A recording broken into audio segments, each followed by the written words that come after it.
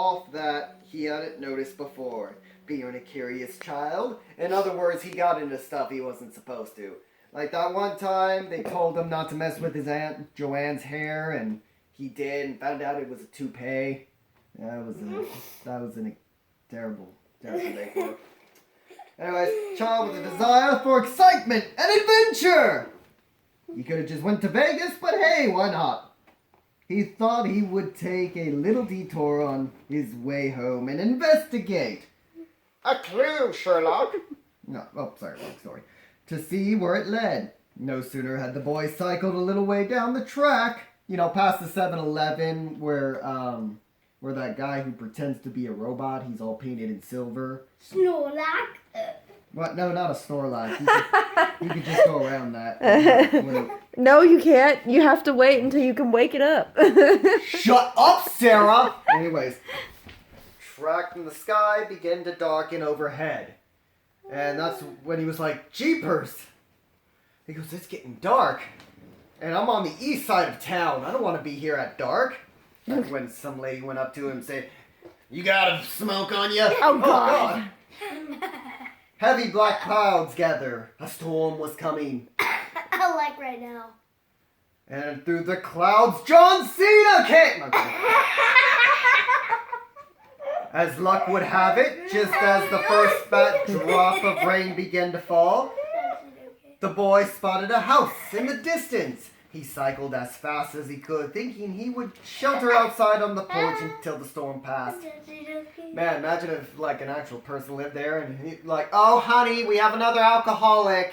Oh, God. I told you I want to move off this street. I mean, not too curious. I mean, if you lived in Pack Ave in Washington, oh God. I mean, but most of the time there were streetwalkers I'm there. pretty sure both the boys don't know what you're talking about at all.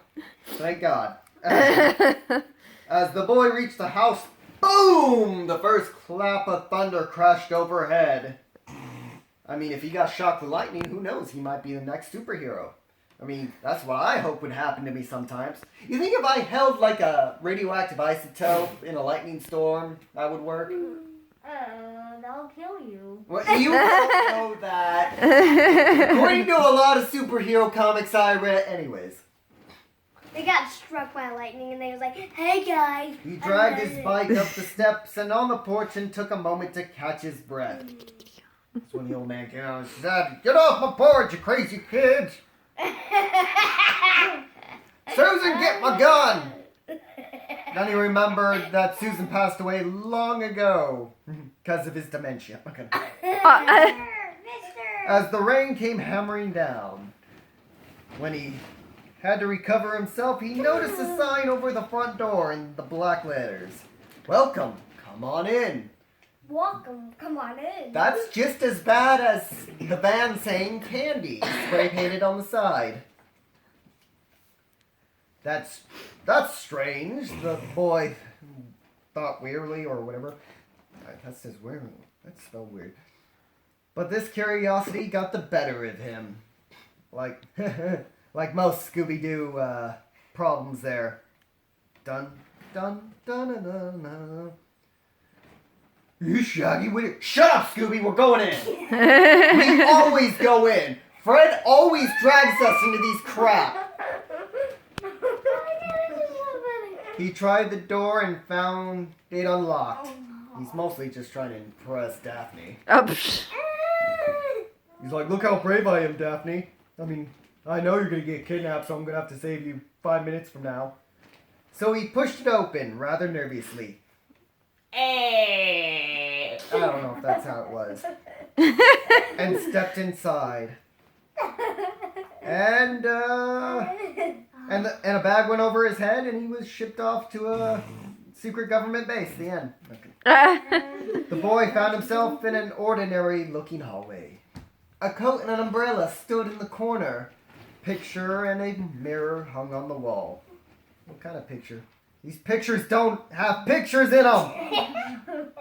And that's when signs should start coming up. Well, there's plenty of signs in there. Well, keep out. Look at that. Wait, one said welcome? This says keep out. Anyways. And there were several doors leading off. but it was the door directly ahead, at the far end of the hall, that caught the boy's attention. The door next to it wasn't very appealing. It was a Barbra Streisand concert, it said, and he wasn't having any of that. The door was not wooden like the others, but made of heavy steel. And a good kind of steel, American made, 1/4-inch corrugated. Good stuff. You can find it at Home Depot for about like $10.95 a foot. It's great. Alright. And 3 big metal bolts were keeping it firmly locked. Again, warning signs, kids. Warning signs. There was another sign on it, which in big black letters said, "Keep out. You will die. Don't come in here. Seriously, you come in here, you will die." No joke. I mean, one dude came in here before, and man, we had to clean up the walls, the ceiling. And as he's reading this, he goes, "Looks dangerous. But, hey, you don't live forever, right?" YOLO! YOLO. That's when you smack someone in the back of the head, like, never! YOLO. I'm kidding. YOLO. Your kids won't make it. He crept down the hallway to the steel door. He used both hands to heave the bolts. Thunk, thunk. Then he noticed some other locks. Like, those locks they have in, like, the bad neighborhoods where it's all like, "Who is it? Hey, yo, man, it's Jamal." It's like, "All right, man, let me unlock it." But then you still have that little one with the chain, and you open it just to peek through, just to make sure Jamal doesn't have cops or thugs behind him. Yeah. And push the heavy metal door open.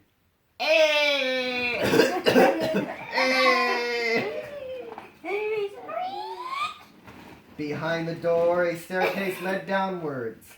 I could feel Alvin's hot breath on my leg. Oh, what the heck? And it was very moist, and it's making me sweat, and I don't like it.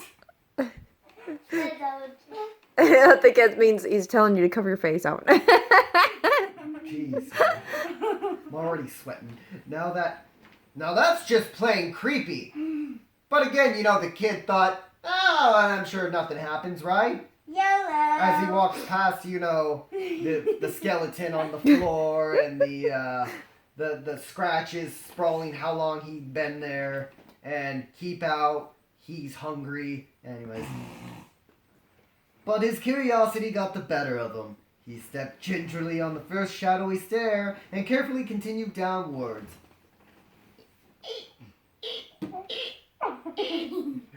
Oh, God damn! Oh. Then he falls down. Oh my god. He stepped gingerly onto the first shadowy... Oh, wait, I already read that part. You guys are messing me up. At the bottom of the stair was another sturdy metal door. Again, warning signs. This one was locked with a bulky chain and an enormous padlock. Enormous? And a scratch marks down.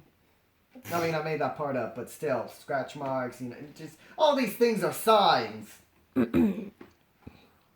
Although the key hung on the wall nearby with another long sign.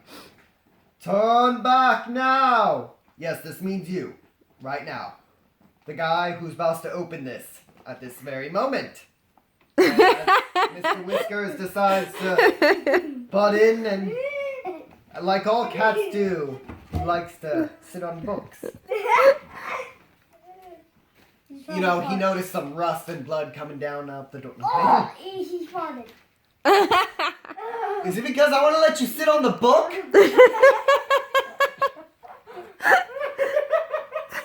And the boy, oh my god, me? Really? Thought the boy. But I guess he kind of had this thing where he thought highly of himself. Like, oh, I like being noticed. In we go. He grabbed the key, thrust it into the padlock, and turned it hard. Like, where you're escaping from a, like one of those car chase scenes where you just, and the cops slowly walk towards you. You're like, shit. it released with the loud and resonating clunk, clunk, clunk, clunk, clunk. Gone! Sorry, I automatically thought Star Trek. The boy pulled the door open. Eep. Really? You went with Screech Oh my this God. whole time and just He eep. stinks. Mister, you stink. Nasty freak. And stepped into the great big room. Poop or In something. the middle of the great big room, there was a great big cage. Again, warning signs.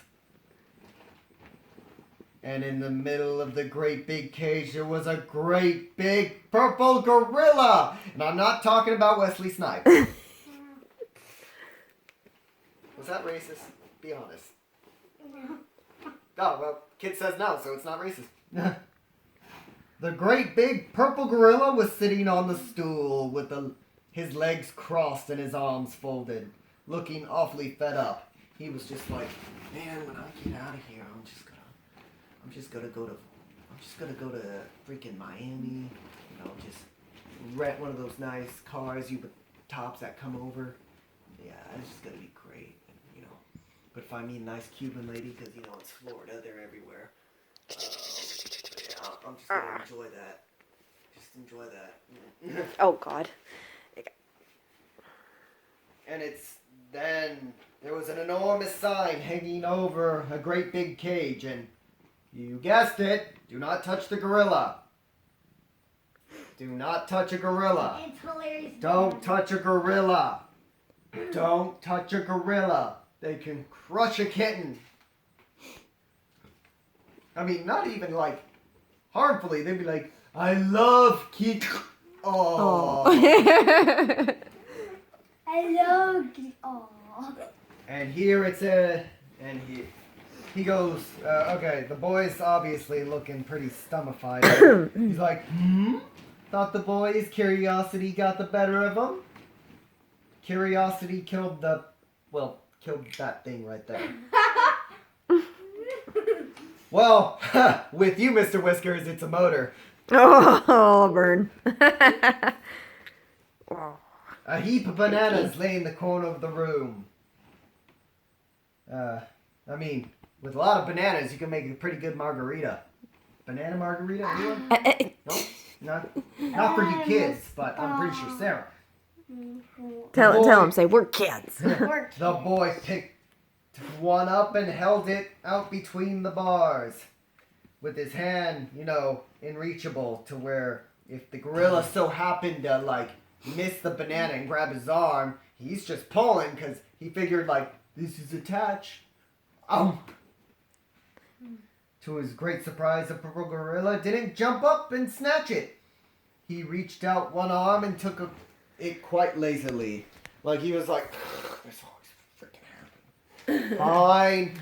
Take it. He peeled it precisely and ate it in several daintiful mouthfuls. Almost as if he was doing it out of politeness, he goes, Sir, if you're expecting me to chow down, I assure you I went to Harvard and did 2 years in Yale. Then I realized college is a waste of time. Well, at least for the money you put in it. I'm in jail. So. Almost as if he was doing... Yeah, okay then. Then, with a heavy sigh, he folded his arms, still bored once more. Well, feeding him wasn't so bad, thought the boy, letting his curiosity get the better of him.